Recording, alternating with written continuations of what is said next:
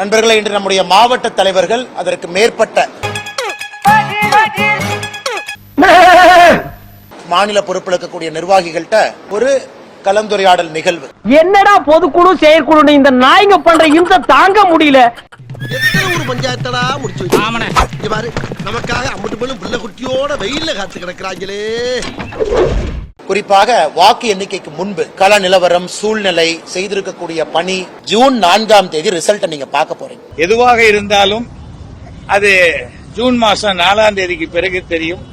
ஒரு மோளம் வச்சு மாலை போட்டு கூட்டிட்டு போய், அதனால நீங்க ஆட்டை பிரியாணி போடுவீங்களோ என்னமோ போடுவீங்களோ, அந்த ஆட்டை தயவு செஞ்சு கொடுமைப்படுத்தாம பிரியாணி போடுங்க. அதான் என்னுடைய அன்பான வேண்டுகோள். இந்த முறை 2024 மிகப்பெரிய எண்ணிக்கையோடு தேசிய ஜனநாயக கூட்டணிக்கு 400, அது நிச்சயமாக இந்த இலக்கை எட்ட போகின்றோம்.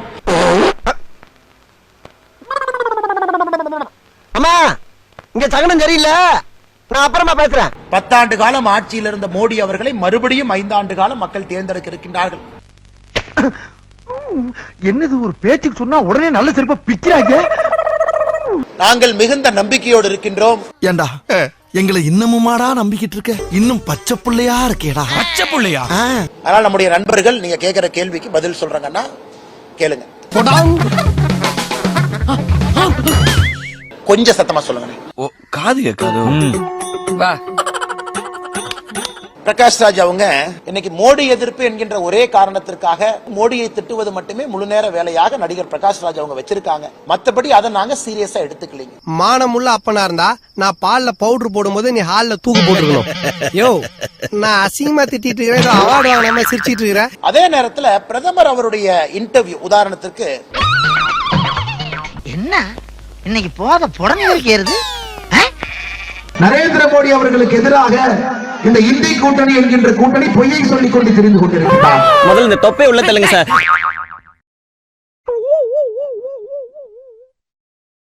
உன்னை தூக்கி வளர்த்தாரா? என்ன தூக்கிட்டு போய் பிச்சை எடுத்து அவனை வளர்த்துக்கிட்டான். பிரதமர் அவர்கள் இன்னைக்கு கிட்டத்தட்ட 40 தொலைக்காட்சி நிறுவனத்திற்கு மேல இன்டர்வியூ கொடுத்திருக்காங்க. எப்பமா பிரதமர் அவர்கள் என்ன பேசினாங்க, அர்த்தம் என்னன்னு அது உங்களுக்கும் தெரியும். சாரி, எனக்கு தெரியாது.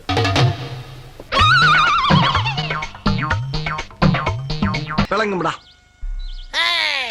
நாரப்பயல. சார் தூங்கிட்டா சார்.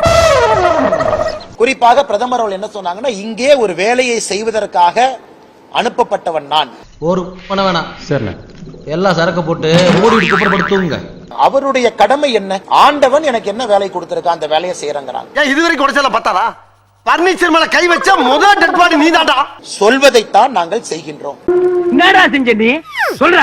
ஆனால் இந்தியாவிலே நாங்கள் ஆட்சியில் இருக்கும் வரை, மோடி அவர்கள் பிரதமராக இருக்கும் வரை, மாற்று குரல் இருக்கக்கூடிய எந்த நண்பராக இருந்தாலும் எந்த அச்சுறுத்தலும் அவர்களுக்கு இல்லை. முதல்ல காப்பாத்தி. நான் மாட்டை சாமியா பாக்குறவனா, நான் மாட்டை வச்சுதான் பிளப்பு நடத்துறேன்.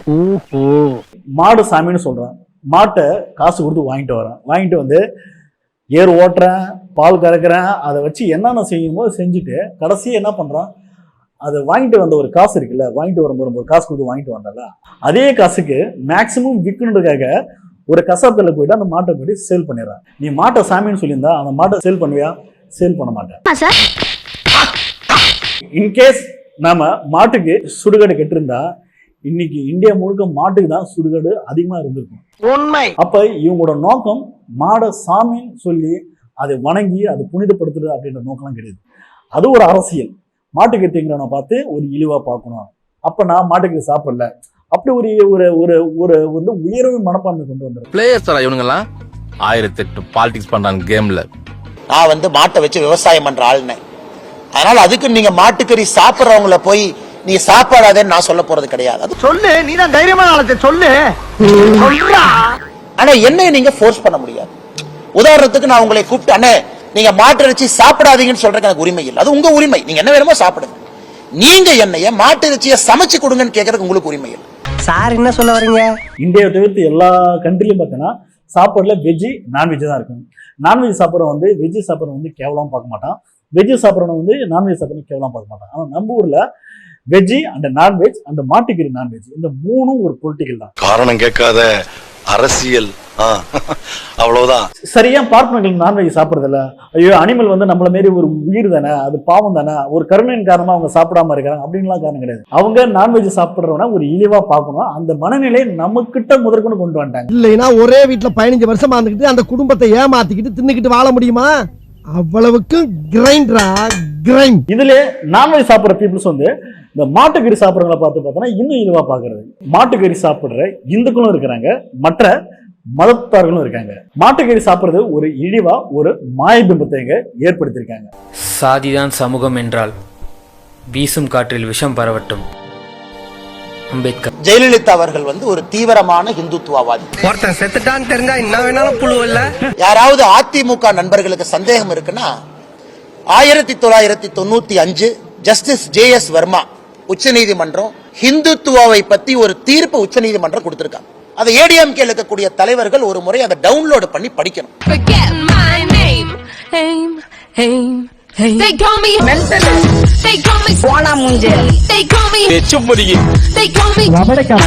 நடிகையும் அதிமுக மகளிர் அணி துணை செயலாளருமான காயத்ரி ரகுராம் இது தொடர்பாக அவர் பதிவிட்ட எக்ஸ் பதிவில், ஒரு LKG மாணவன் கூட இந்த முட்டாள் மனிதனுடன் விவாதம் செய்ய மாட்டான். ஒரு முட்டாள் மற்றும் பைத்தியக்காரனுடன் விவாதிப்பது நேரத்தை வீணடிப்பது போல என கூறியுள்ளார் காயத்ரி. அப்படியா சொன்னா? இதை விட கேவலமா ஒன்னு சொன்னா சொல்லட்டுமா? ஹிந்துத்துவா என்பது மதம் சார்ந்தது கிடையாது. இந்த மண்ணினுடைய கலாச்சாரம். அளவோடு நிறுத்திக்க. கல்ச்சரை பத்தி நீ பேசாத நாயே. ஹிந்துத்துவாவை பொறுத்த வரைக்கும் பல இடத்துல நான் சொல்றேன், அனைவரையும் அரவணைப்பதுதான் ஹிந்துத்துவா. மகனே செருப்ப காட்டி பிய அடிச்சு போடுவேன். இப்ப நீங்க சொல்லுங்க, நான் ஜெயலலிதா அவர்கள் இந்துத்துவவாதி என்று சொல்வதிலே என்ன தவறு? இது குத்தமான குத்தமே கிடையாது. இன்னைக்கு பாரதிய ஜனதா கட்சி 19 இடத்துல நிக்கிறோம். இங்க நிக்கிறியா? நீ நிக்க வேண்டிய இடம் எது இல்ல, போய் கக்கசிட்ட போய் நில்லு. Okay pass. சீமானண்ண விடுங்கனே, பாவனே, அவர் ஏனே கலாய்ச்சிட்டாராமா, சமாளிச்சிட்டாராமா. விஜயலட்சுமி அக்கா பேசுறப்பெல்லாம் சீமானண்ண எம்எல்ஏ கிளம்பி வருவார்.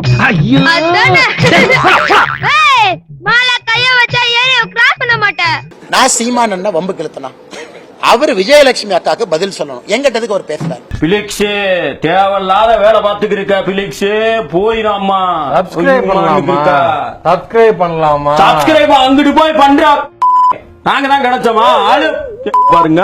நீங்க சீமானண்ணனை பிஜேபியினுடைய 23 இடத்துல கம்பேர் பண்ண, நாங்க வாங்கின ஓட்டுல இருந்து 30% மைனஸ் பண்ணிக்கங்க. அப்ப பக்கத்துல வர்றாருன்னு பாருங்க. என்ன ஒரு சின்ன பையன் வந்து உங்களை தடியாங்கிறா, ஒத்துக்கிட்டு வர்றாங்கிறா, பேத்தனமா பேசாம இருக்கீங்க. தனிச்சு நின்னு போட்டிட்டு ஆன்மாகனா காட்டு. நான் ஆம்பளே கிடையாதுப்பா, மீனா வந்து ஏமாந்து போத சொன்னா கேளு. சரி, உங்களுக்காக நீ நல்ல ஒரு மாதிரி தெரியுறீங்க, இன்னும் ஒரு -20% டிஸ்கவுண்ட். என் வெயிட் தெரியாம பேசிக்கிட்டு இருக்கீங்க. இடிச்சோன கிருன்னு சுத்துற இல்ல, அப்பவே தெரிஞ்சது உன் வெயிட் என்ன. நீ இப்ப தேர்தல் ஜூன் 4க்கு பிறகு இண்டிவிஜுவலா உங்களுடைய தனித்துவ தனியா நீங்க பெற்ற வாக்கு எவ்வளவு என்னை தாண்டி இருந்துச்சுன்னா நான் கட்சி கழிச்சிட்டு போறேன். ஏய் சீரியஸா பேசிக்கிட்டு இருக்கேன், சிரிப்பு பொழிச்சுங்கிற. இதே இதுக்கு முன்னாடி என்ன சொன்னாரு? என்ன சொன்ன? மக்கள் நல கூட்டணியை விட ஒரு ஓட்டு அதிகமா வாங்குவேன், கட்சியை கலைச்சிருவேன். மக்கள் நல கூட்டணியை விட நான் அதிகப்படியான வாக்க வாங்கி காட்டி நிக்கலன்னா நான் கட்சியை கலைச்சிட்டு கம்யூனிஸ்ட்ல வந்து சேர்த்து. மக்கள் நல கூட்டணி நாம் தமிழரை விட அதிகமாக தான் வாக்கு. மக்கள் நல கூட்டணின்னு நம்ம அப்படி பேசல, இடதுசாரிகளோட அதிகமா வாக்கு வாங்கியிருக்கேன்னா இல்லையா? இடதுசாரிகள் கட்சிகளுடைய வாக்குகளை சேர்த்தா அவங்கள விட அதிகம் தான் அவங்களுக்கும். கரெக்டா எலெக்ஷன் முடிஞ்சு 2016 கேட்டாங்க, நான் சொன்னேன். ஆனா என்ன அப்படின்னாரு. அதனால சீமானண்ணா அந்த தர்ம சங்கடத்துல நான் விட விரும்பல. நான் ஒத்துக்கிறேன், உன் தாய் பத்துங்கிறத ஒத்துக்கிறேன். நெக்ஸ்ட் மீட் பண்றேன். ஓண்டி கொண்டி நீ சிங்கமா நிக்கணும். அவன் தான் ஆண் மகன், அவன் தான் வீரன். ஸ்டார்ட் பண்ணு.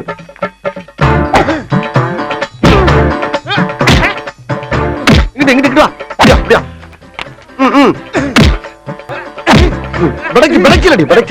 மண்டையில மட்டும் அடிச்சிடாத, குலக்கேசல் உள்ள போயிருவேன். சரியா? உங்க வீட்டு பிள்ளையா நினைச்சு எல்லாரும் என்னை மன்னிச்சிருக்க.